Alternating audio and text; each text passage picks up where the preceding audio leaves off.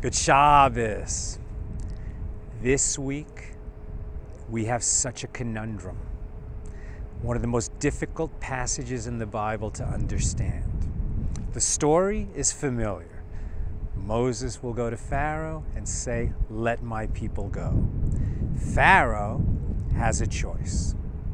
He could let the Jews go, let his slaves go, give up his trophy city, or hold on tight, deny the Jews their freedom, defy God.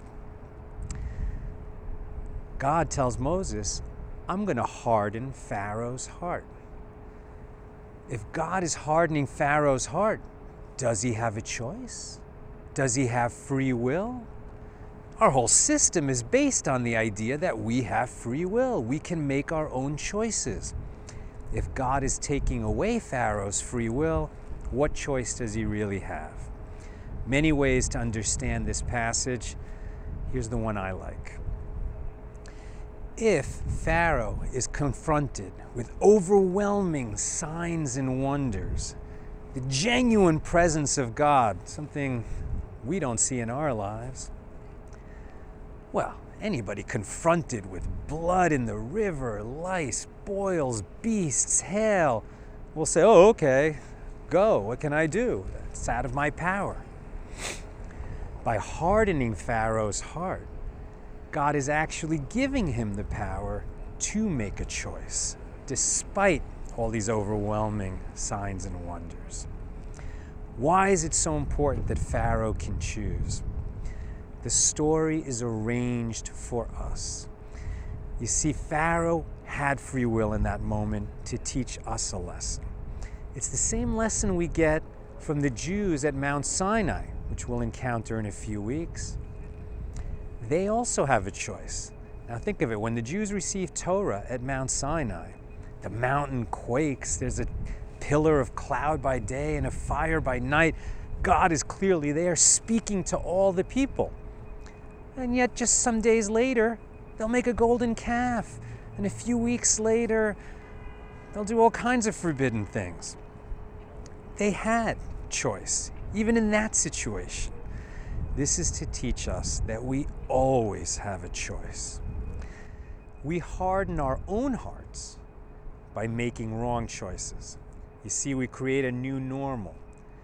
You round off a little bit here and there in business, a little bit of a cheat that no one's going to notice, and then that becomes your normal. You walk by homeless people in the street, and you tell yourself, they're annoying, they should get a job.